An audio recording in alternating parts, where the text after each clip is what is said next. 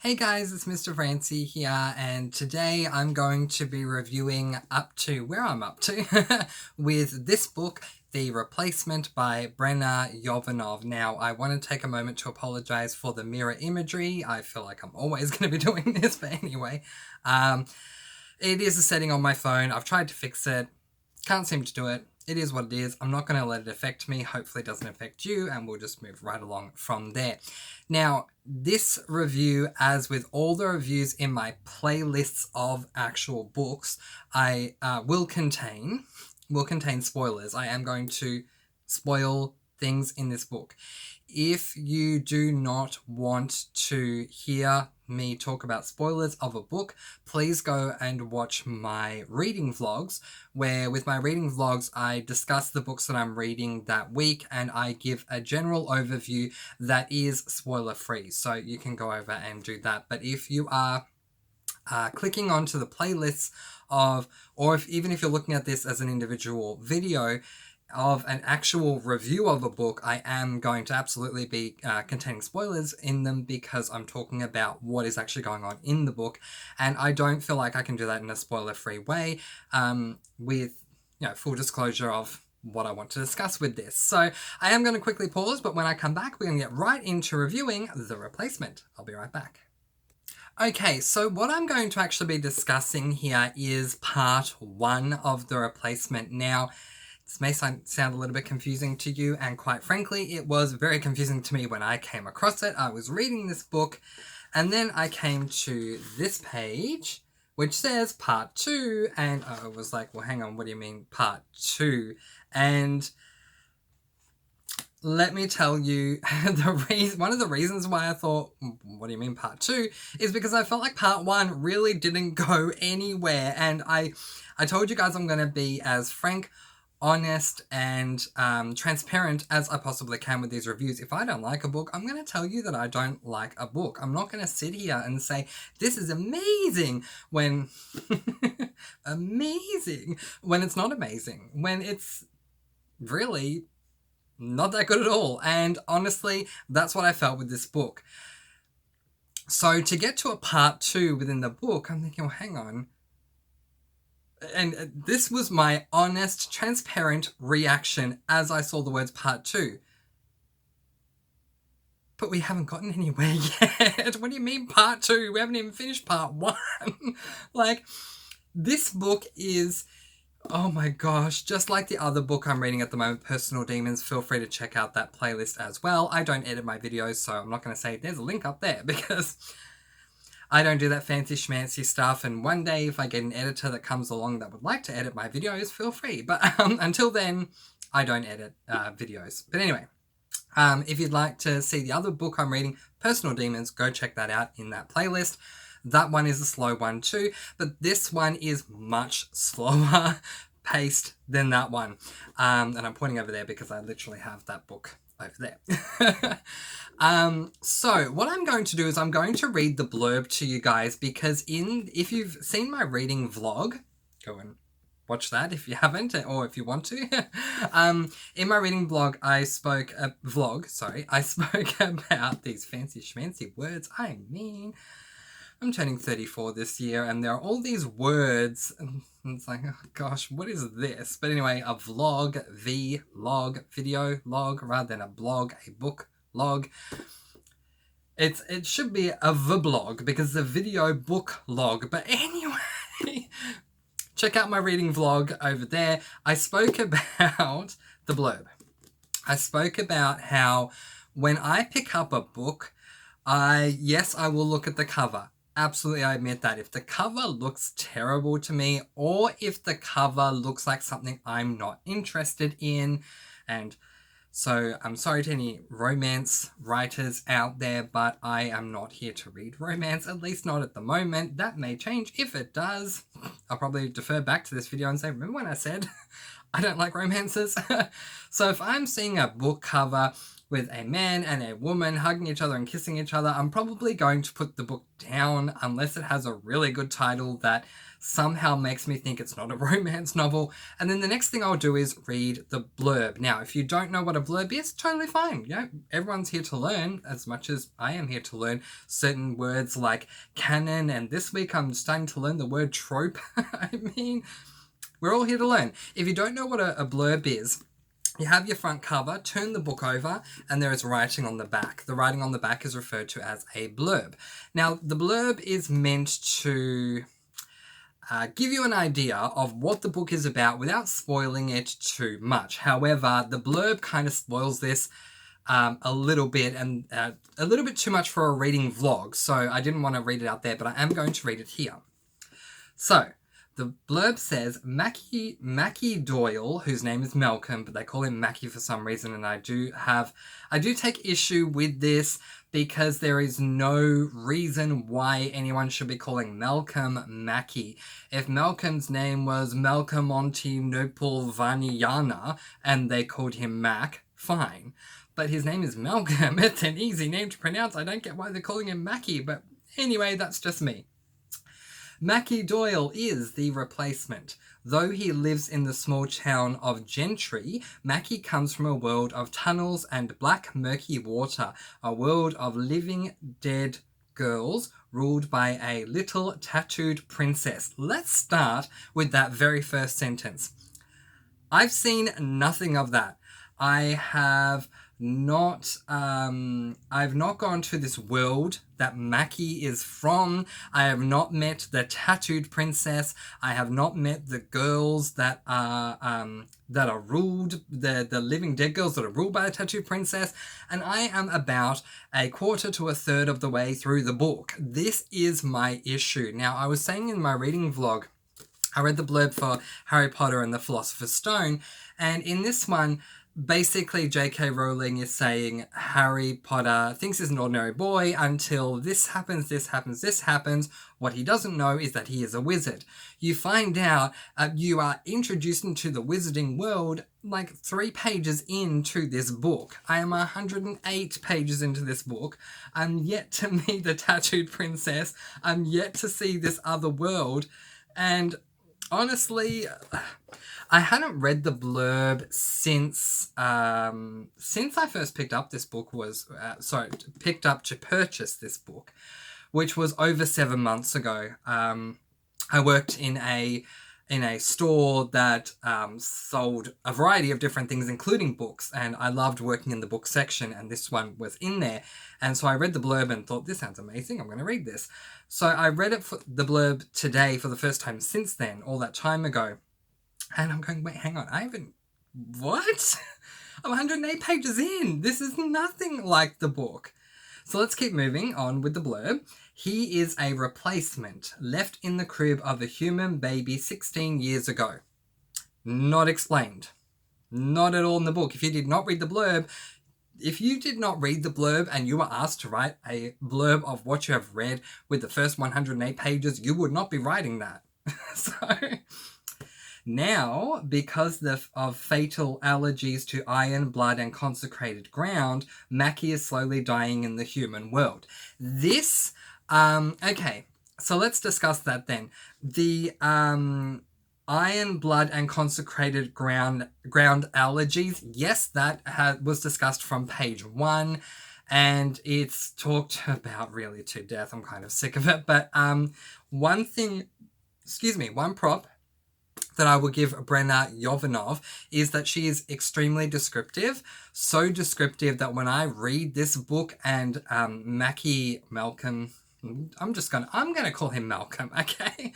When Malcolm smells blood or steel or what do we have here? Iron, blood, and consecrated ground. Yeah, so he talks about steel a lot. But anything like that, I feel like I can smell it because she's extremely descriptive, but not in a bad way. I'm very quickly just going to hold up Personal Demons because I want to make a comparison. Lisa DeRoches, who writes Personal Demons, is descriptive as well in her novel, but it's descriptive in a way that you kind of get to a point where you're like, enough is enough. We don't need 2-3 pages of description and then 1 page of, plot and then 2-3 more pages of description. And that's basically what you're getting in this one. Where, well, not all the time, but at least in the beginning. Where with this one, the descriptions, I will give Brenna Yovanov props for them because they are very well written. They don't take up 3 or 4 pages. It's maybe a couple of sentences. But because they are so well written and because it is about the smell that affects Malcolm, I feel like I'm right there with him smelling what he is smelling. So well done to Brenna Yovanov on description alone. As far as pacing is concerned, Brenna, we need to have a talk because this is apparently her first book. And if you go to the very first page, it's the dedication says, "For David, the first one was always going to be for you," which is really sweet and bless David. That's lovely. If I was David, I'd be like, oh, the first one you dedicate to me, that's lovely. But what it shows me, the reader, is this is her very first novel. And it reads like that because it is very long-winded and it's taking forever to get anywhere. And yes, I know that he has allergies to iron, blood, and consecrated ground, but I only just found out around about page 99, page 100, and I'm on page 108 now, so not that long ago at all, that he is slowly dying from it. I did not know he was dying. She leaves clues, which is fine, but this is not a mystery book, and if it was a mystery book, then okay, but it's not. So she leaves clues by saying that he looks as white as a ghost, his eyes are blackened, and all this kind of stuff, and he, he's, sorry to be a bit graphic here, but he is throwing up. I don't want to use those words, but yeah, owing to the smells and things like that he's allergic to. But they don't spell out that he is dying till about page 99 or page 100. So it's kind of good that you get this in the blurb because then at least you know that. Where when I read that, I was like, oh, that's what's going on with you. You're dying. Okay, Brenna, we finally got an answer to what is going on here. And then I felt extremely let down. Now, keep in mind again, as I did say earlier, that I did not read the blurb since I picked up this book and purchased it 6-7 months ago. So for me, reading the part where he says that he is dying, it's like, oh, okay, we got somewhere. My next thought was, oh, don't tell me this is going to be a book about him dying, because that would, for me, take it from a fantasy book to a, what's the word? Just a moment. Okay, so I can't think of the genre that I was thinking of, but that's okay. But yeah, I thought that this would be a book about a guy that's dying. I think I thought that I would call that a contemporary book, but I don't know. But anyway, those genres that deal with heavy-hitting topics such as adoption, sexual abuse, death, those kinds of things. And while I don't have any qualms with those sorts of books being out there, I mean, that's great, freedom of speech, go ahead, write these books, that's wonderful. I want to read about fantasy books. So I was disappointed when I got to that point thinking, oh, this whole book's going to be about him dying, and, we'll probably end the book with a tear-jerking moment where he passes away, which we might still do that. But the blurb is telling me, come on, Brenna, let's work together on this, that no, it does get rather fantastical, which is a derivative of the term fantasy. It does get rather fantastical.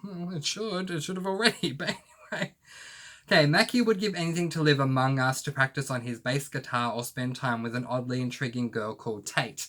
Okay, so Tate is a very intriguing girl. So basically what happened to her was that her sister passed away, and she's become somewhat of a loner.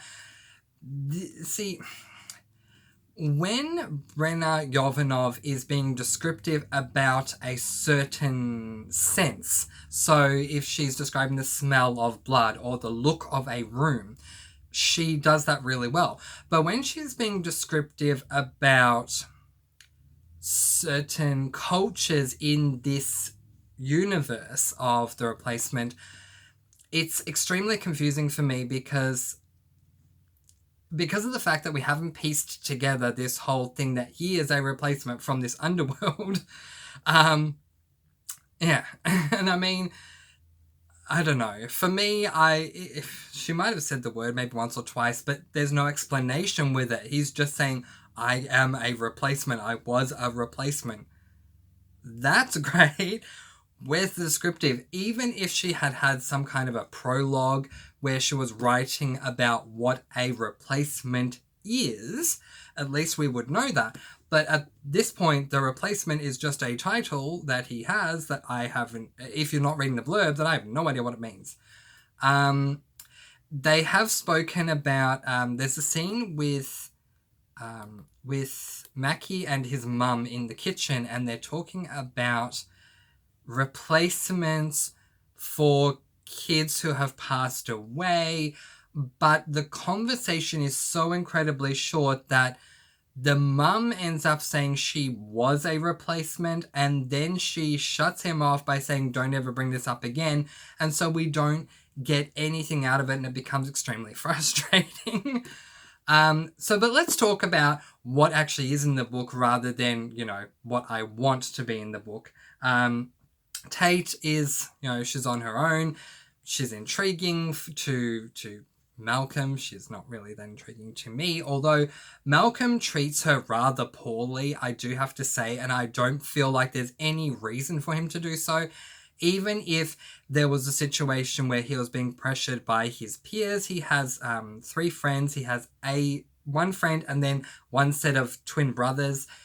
Even if they were pressuring him to be mean to her and he was being mean to her for that reason, I wouldn't like it, but I would appreciate why he was doing it. Not necessarily in a good way, but I would understand for him that his friends mean the world to him, so he's doing what his friends are saying. I wouldn't personally go there, but hey, he's a character. I would understand that.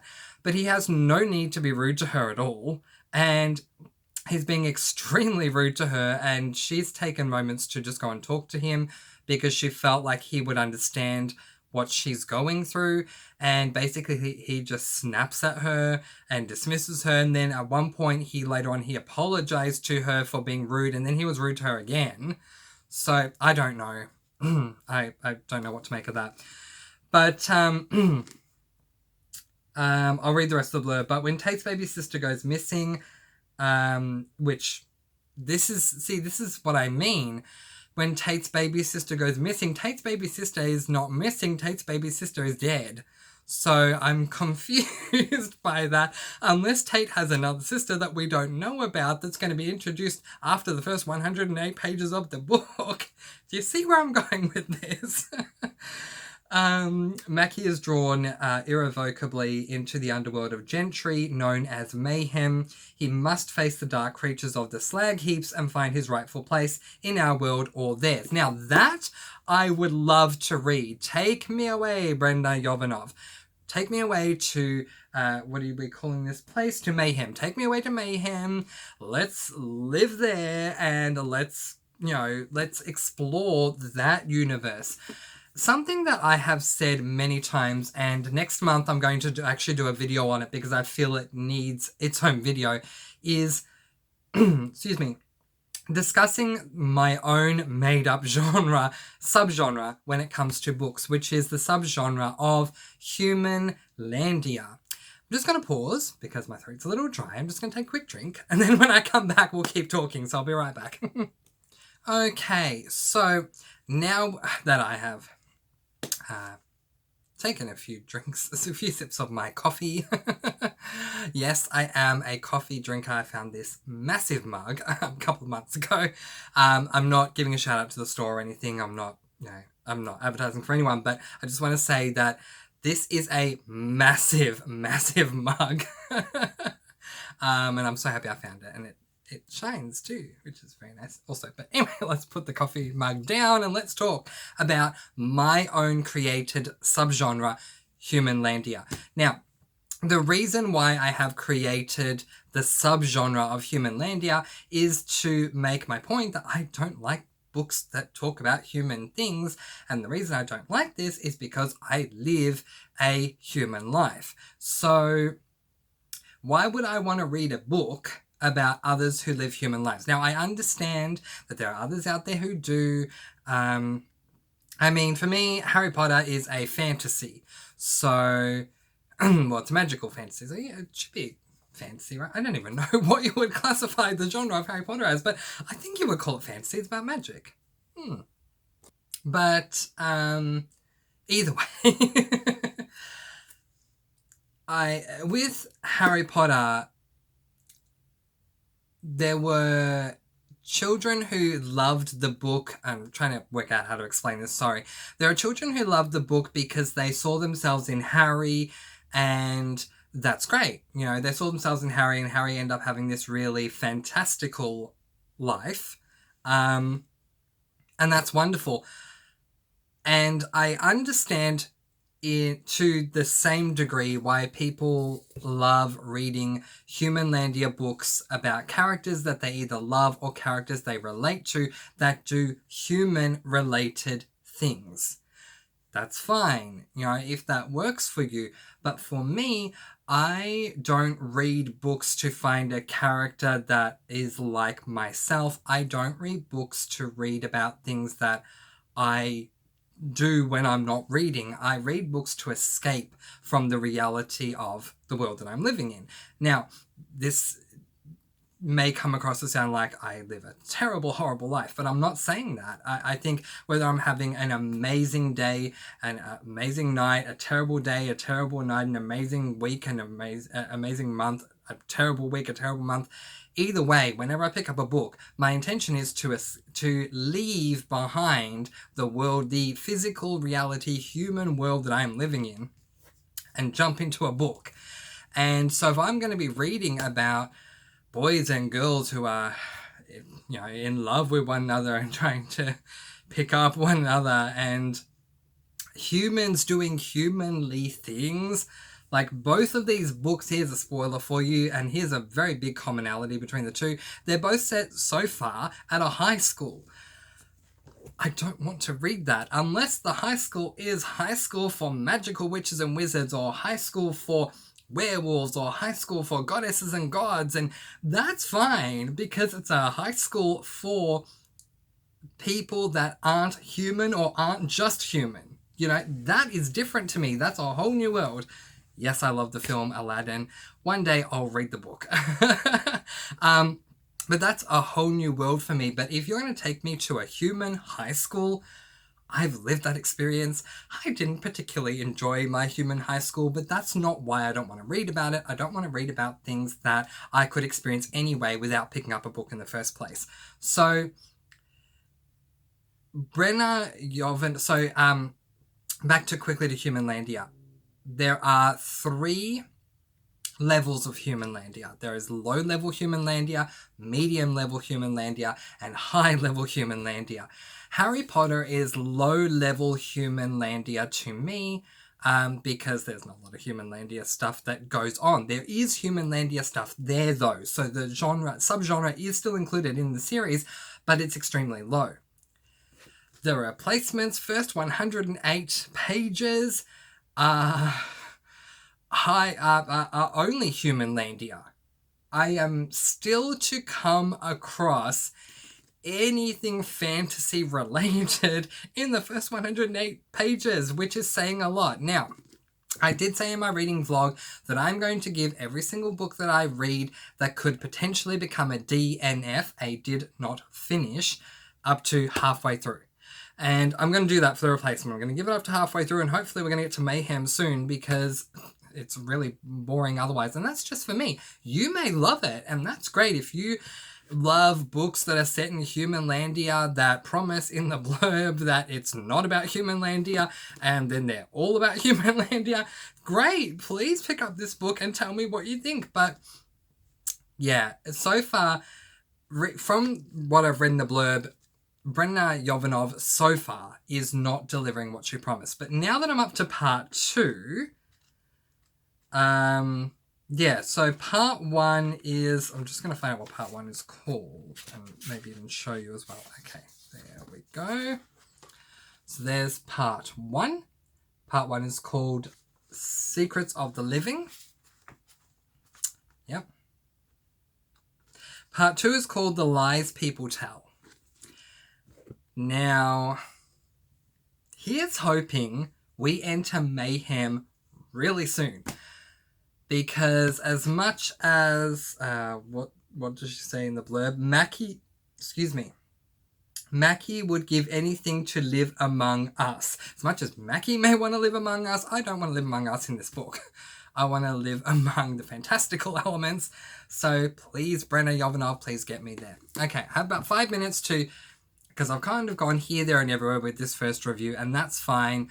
I didn't want it to be so regimented, but let's quickly give you a rundown of what I can recall that's going on in this book, because it's so boring that I'm sorry, but that's my truth. I'm not even giving it any stars at the moment because it's not at all delivering on what it's promising to deliver, but here's quickly what I have retained. Malcolm is from what we're seeing in the book, Malcolm, and not the blurb, just the book itself, Malcolm is a human. According to the blurb, he's not, but according to what I'm reading in the book, he is. Malcolm is a human who is allergic to blood and iron and consecrated ground, apparently. And anytime he smells something like that, he experiences a whole ton of different things. Dizziness, nausea, he needs to throw up, whatever it is. He has these friends that I've already discussed. He has a friend and a set of twin brothers as friends as well. Then there is this girl, Tate, who her baby sister died, which I think I'm starting to get that. If the replacement is what I think it is, then maybe her baby sister died, and when someone dies, they are replaced by someone who is living. Maybe, and if that's what it is, that's great, but come on, Brenna Yovanov, let's explain this, so I don't have to be working overtime to work out what the heck is going on here. But anyway... So Tate's baby sister dies, she becomes a loner, but the thing is that Tate is definitely not a character who cares what anyone else thinks about her. In fact, in one class, there are these students who are talking about her, and she stands up in front of everyone and basically tells them all to back off. The teacher, I don't like teachers like this, and I don't like when they write characters of teachers like this because it sets a really bad example. But the teacher basically says... Are you all right, dear? Do you need a moment to sit down? Well, no, she's just being teased. She's standing up for herself and you are saying, would you like a coffee? You know what I mean?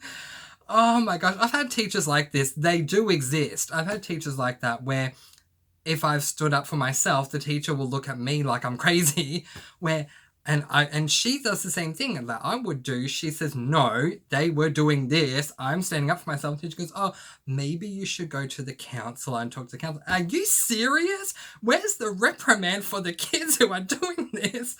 If I was a teacher... I mean, I am a teacher, but I'm not a teacher in high school. If I were a teacher in high school... Oh my gosh, anyone tries to bully anyone, Mr. Francy will come down on them very hard. But anyway, so she tries to talk to Mackie because she figures Mackie will understand what she's going through. Mackie's father is a priest or a pastor or something like that, so he ran the service for this sister that has died. And so she figures with the job that Mackie's father has, he will understand death and want to talk to her about it. But as I've already said, Mackie gets a bit, I don't know, he's very rude to her for no reason, and basically tells her where to go. And it's like, really? And I don't mean literally he tells her to go to a place. He tells her to get lost. And that's putting it nicely. Which, again, I don't understand. Anyway, so we keep strolling down this metaphorical lane of Mackie is sick and everything's affecting him and all this stuff, and here I am looking for fantasy, not finding it, and so that's why I'm not sympathetic to his character. If I came in here not really caring what the book was about, I think I would have a lot more care and sympathy for Mackie, but I don't. I'm waiting for the fantastical elements.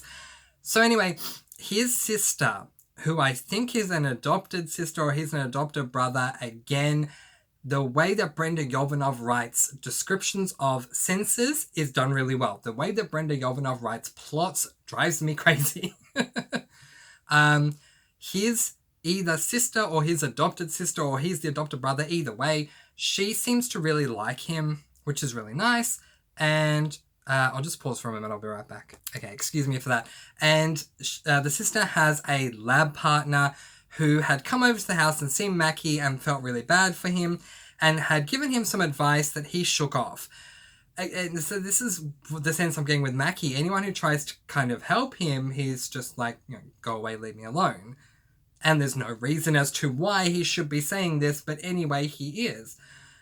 Anyway, the lab partner gives the sister this drink, this solution that was made up by some tribe or something, and the sister gives it to the brother. Mackie drinks it, and then suddenly he feels amazing and nothing affects him anymore, and that's kind of where I'm at the moment. And then he went to a club before he had this solution, and he met this stranger for the second time. I'm sorry, I'm going here, there, and everywhere, but that's because of like how hard it is to retain all of this because it was so boring.